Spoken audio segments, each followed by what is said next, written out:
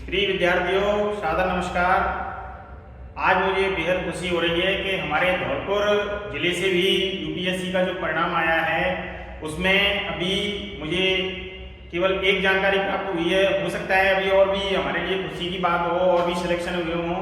UPSC का परीक्षा परिणाम जारी हुआ है और यूपीएससी के परीक्षा परिणाम में हमारे धौलपुर जिले से सिलेक्शन हुआ है और वो भी एक गांव से, छोटा सा गांव सुरारी कला, जहां के लक्ष्मण मीणा ने 984वीं रैंक प्राप्त करके और हमारे क्षेत्र का, हमारे जिले का नाम रोशन किया है, गौरवान्वित किया है। तो मैं अपने चैनल के माध्यम से, आप सभी के माध्यम से उस परिवार के लिए, उस गांव के एक इस प्रकार के अपनी मेहनत से एक इतना बड़ा मुकाम जो भारत की सबसे बड़ी परीक्षा होती है उसमें सफलता हासिल की है। मैं श्री लक्ष्मण मीणा जी जो अभी आईएएस में फाइनली सेलेक्ट हुए 984वीं रैंक के साथ, उनको बहुत बहुत बधाई और शुभकामनाएं प्रेषित करता हूं। और प्रिय विद्यार्थियों, मैं आप लोगों से कहना चाहूँगा कि हों इरादों में हकीकत, हौसलों में जलजला, हों इरादों में हकीकत, हौसलों में जलजला, कर तुम्हारे पैर तक आ जाएगा, देख लेना एक किनारा नाव तक आ जाएगा, देख लेना एक किनारा नाव तक आ जाएगा। जो सच्ची लगन, निष्ठा और मेहनत से प्रयास करते हैं तो निश्चित रूप से सफलता हाथ लगती है। छोटी सी उम्र के 21-22 वर्ष के नौनिहाल युवा लक्ष्मण मीणा ने 984वीं रैंक प्राप्त करके हमारे धौलपुर जिले का, हमारे सरमता क्षेत्र का नाम रोशन किया है। तो मैं एक बार पुनः उन्हें हार्दिक बधाई और शुभकामनाएं देता हूँ। प्रिय विद्यार्थियों, मैं आप लोगों से कहना चाहूँगा कि हमारे माता पिता, हमारे गुरुजी और हमारे अपने सबकी हमसे बहुत सारी अपेक्षाएं लगी रहती हैं, तो हम उनकी अपेक्षाओं पर खरे उतरने के लिए मेहनत करते रहें। लगातार बड़ा सुकून मिलता है जब सपने साकार होते हैं, हमारे माँ बाप का सीना गर्व से चौड़ा हो जाता है। तो निश्चित रूप से हम उसी मेहनत को साकार करें। और आइए हम अपनी क्लास की शुरुआत करते हैं, क्योंकि मैंने राजस्थान का एकीकरण का टॉपिक की शुरुआत कराई थी तो मैं उसको आगे लेकर के चल रहा हूँ। आप देखिए आगे की क्लास।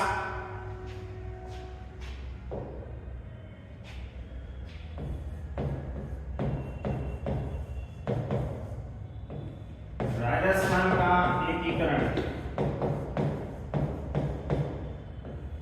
देखिए प्यारे विद्यार्थियों, राजस्थान का एकीकरण का टॉपिक जो है चल रहा है और राजस्थान का एकीकरण का जो है एक बार मैं आप लोगों को मोटे मोटे तौर पर रिवीजन करा दूं। देखिए, बनने में तो समय लगा बनने में समय लगा हमारे राजस्थान को, वो लगा था 8 वर्ष 7 माह और 14 दिन। इतने दिन में बनकर के हमारा राजस्थान तैयार हुआ। एक चीज और देखिए, 1 नवंबर 1956 को हमारा राजस्थान बना, क्योंकि डॉक्टर फजल अली की अध्यक्षता में गठित राज्य पुनर्गठन अधिनियम 1956 की सिफारिशों के आधार पर जो सुनील टप्पा क्षेत्र था, मंदसौर जिला एमपी का, वो राजस्थान में मिलाया गया और जो सिरोंज क्षेत्र झालावाड़ था वो एमपी को दे दिया। इस तरीके से जो है हमारा राजस्थान 1 नवंबर 1956 को बनकर तैयार हुआ। इसलिए राजस्थान का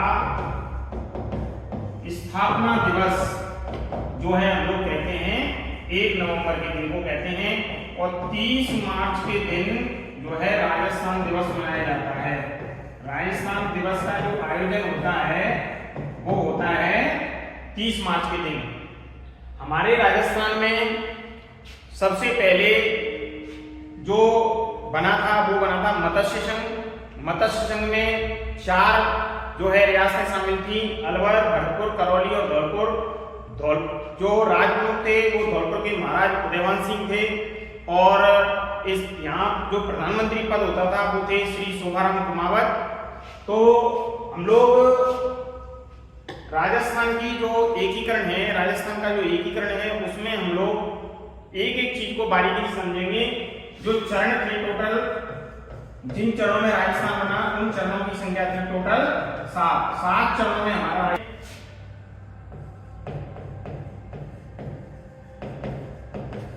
राजस्थान का एकीकरण। मैं यहाँ पे बात करूंगा। देखिए मत्स्य संघ, पूर्व राजस्थान संघ, संयुक्त राजस्थान संघ, बृहद राजस्थान संघ, उसके बाद में संयुक्त बृहद राजस्थान संघ, उसके बाद में ओनली राजस्थान संघ, उसके बाद में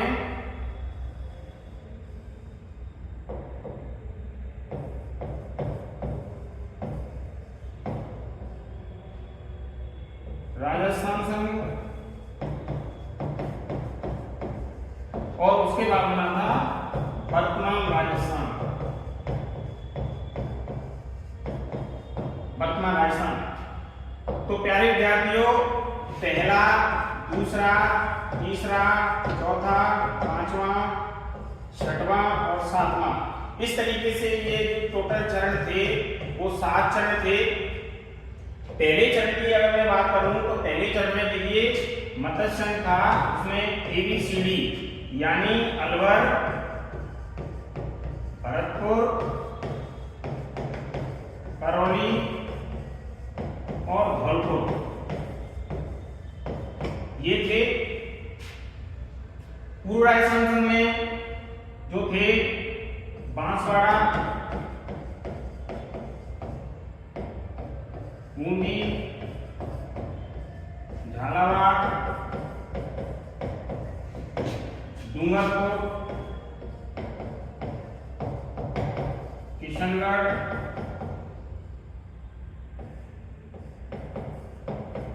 कोटा, प्रतापगढ़, शाहपुरा और टोंक, ये 9 रियासत की। देखिए बांसवाड़ा, बूंदी, झालावाड़, डूंगरपुर 4, किशनगढ़ 5, कोटा 6, प्रतापगढ़ 7, शाहपुरा 8, टोंक 9। और देखिए टोंक में एक ठिकाना था लावा ठिकाना, जो पहले जयपुर में पड़ता था लेकिन अभी जो है वर्तमान में टोंक में पड़ता है। तो इस तरीके से जो है ये 7 रियासतें थी टोटल मिलाकर के, मत्स्य संघ, पूर्व राजस्थान संघ, संयुक्त राजस्थान संघ, बृहद राजस्थान संघ, संयुक्त बृहद राजस्थान संघ, राजस्थान संघ और वर्तमान राजस्थान। तो इस तरीके से हमारा जो राजस्थान है वो बन करके तैयार हुआ था। अब इसमें हम लोग जो है मोटे मोटे तौर पे यदि हम बात करें तो देखिए मैं कुछ एक चीजों को थोड़ा सा घटा करके आप लोगों को बताना चाहूंगा।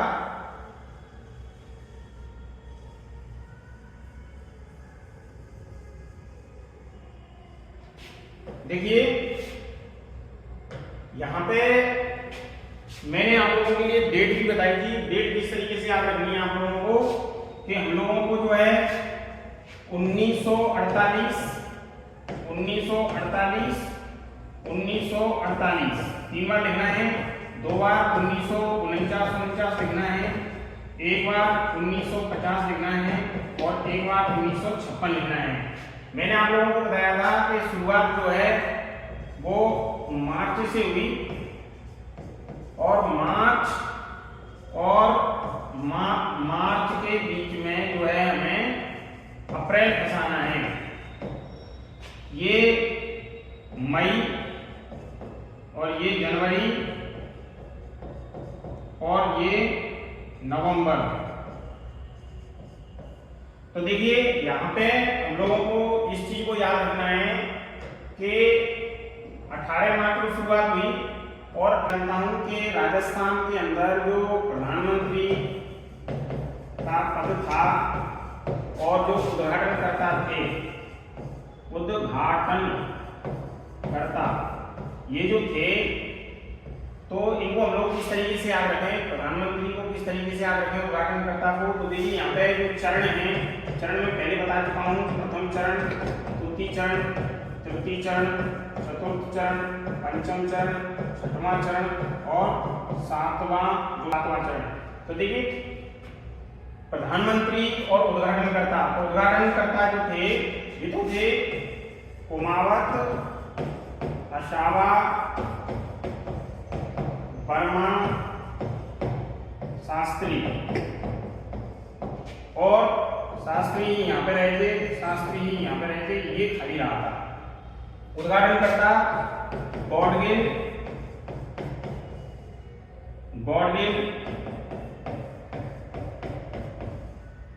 चाचा पटेल।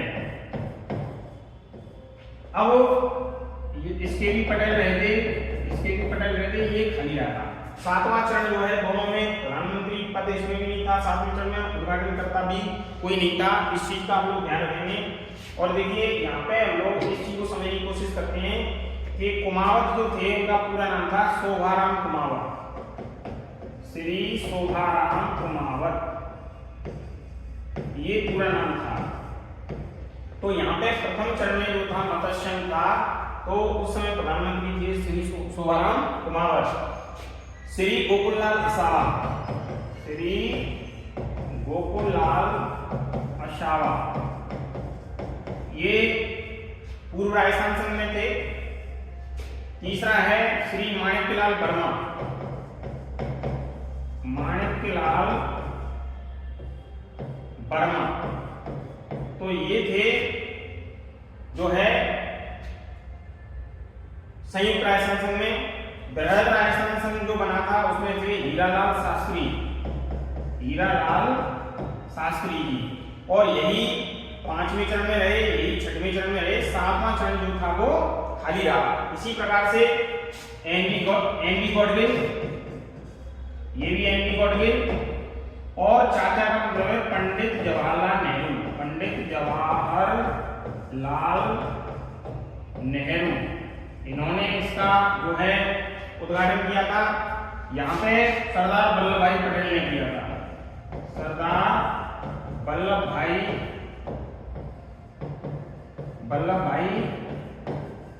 पटेल ने इसका उद्घाटन किया।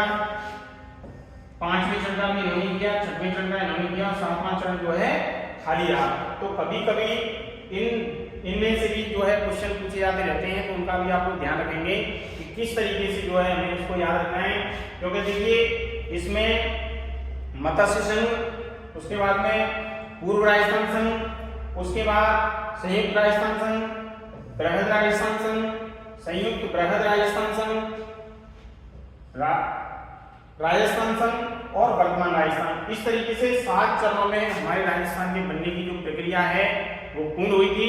तो प्यारे विद्यार्थियों, हम लोग इस चीज को बड़े अच्छी तरीके से समझें कि राजस्थान का एकीकरण जो है इसमें से 2 से 4 प्रश्न